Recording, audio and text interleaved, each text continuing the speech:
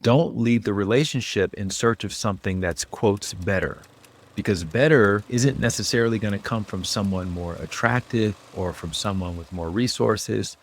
What you're really looking for from a spiritual perspective is one of the false assumptions that we tend to make from a spiritual perspective is that our partner is there to make us happy.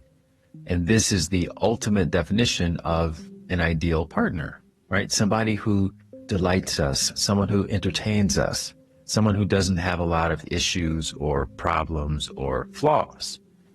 And when we eventually discover their character flaws or their unattractive personality traits, we tend to make another false assumption that there's someone else out there who's not as flawed and who may be a better fit for us.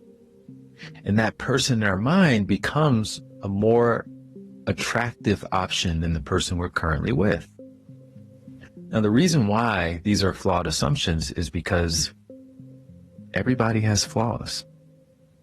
Your partner may have 100 flaws, right? But you can bet that any new person that you end up dating, once you get to know them a little bit better, is going to have just as many, if not more, flaws, things that you find absolutely intolerable. Now, a lot of these perceived flaws in your current partner come from an unfair expectation that your partner should be more like you, right? That they should process information more like you, that they should think about life more like you. And the reality is, they are their own person with their own set of life experiences that have informed their perspective and their own ideas about what's best for them and their own priorities, just like you. And here's something else to consider. Imagine if someone asked you to list all of your flaws and you were feeling, relatively honest and transparent with them. How many flaws would you be able to list? 5? Maybe 10? I don't like making up the bed. I don't like sharing my food, right? Stuff like that. But then we can turn around and easily list dozens of deep-seated personality flaws in other people. And what that tells us is that we're not able to see our own flaws, and probably we don't even see ourselves as that flawed in general, at least not flawed enough for someone to want to break up with us. But guess what? Neither does anybody else. And therefore, you're going to find that any stable person who you end up dating is going to defend themselves and their flaws just like you would. There's no stable person out there who has their stuff together, who isn't going to prioritize themselves and think about life through the lens of their own experience and what's best for them, right? Just like you're doing. There's also no one that you're going to date who has received professional training as a relationship communicator and as a relationship listener and as a relationship expert that can read your emotions and understand unspoken behavior. And that's because everyone is primarily preoccupied with their own life and their own journey and their own priorities. So when you begin telling yourself that there must be someone else out there who's better for me, what you're really doing is you're setting yourself up to have that same discussion with someone whose 100 character flaws you have yet to discover. So just consider that it may be better to go deeper with one person whose flaws complement your growth opportunities versus having the same challenge with the next 3, 4, or 5 people and getting frustrated every time you go below the surface and discover, oh my God, they're so flawed. Because, and this is important, the biggest illusion is not just that the next person is going to be better for us, but that this better person is usually someone with a very attractive physical appearance, or they make a lot of money.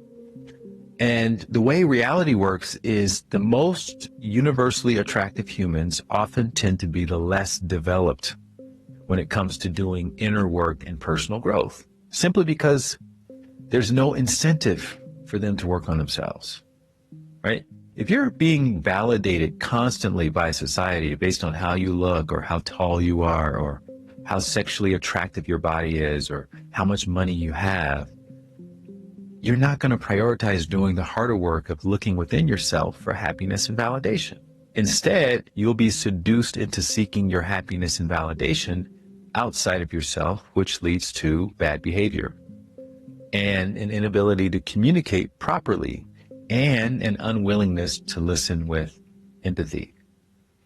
And you start developing a false sense of arrogance based on how you've been validated by the external world, telling you over and over and over that you are special, right? It's simply a matter of supply and demand. If you are in high demand because of whatever attributes you have, the quality of that product, or in this case, the customer service, doesn't have to be as good.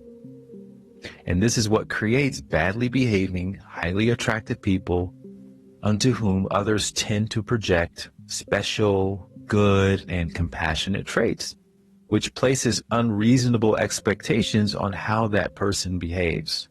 And when you discover that their behavior was on full display the whole time, but your inability to see it was your own self-delusion based on appearances, you'll get disappointed again. So I'm not telling you don't leave the relationship. I'm saying don't leave the relationship in search of something that's, quotes, better, because better isn't necessarily going to come from someone more attractive or from someone with more resources or from someone with more time or from anything else external, right? What you're really looking for from a spiritual perspective is matching values, okay? And so if that person shares the same values as you, such as prioritizing family, prioritizing health, saving money, being in community, then there's a good chance that that relationship is going to survive over the long haul. And that's where you want to look, with the expectation that that other person is also going to have flaws and things that you really don't like about them. And this isn't a bad thing. So we don't want to look at it as a bad thing. You want to look at it just as the nature of relating to another human being, right? Emphasis on the word human, which means flawed. You're not perfect and they're not perfect. And so my humble and human suggestion to you is to take the pressure off of expecting your partner to be perfect and expecting yourself to be perfect. Does this make sense? Does it align with your experience? If so, leave a comment below and make sure to follow and subscribe for more.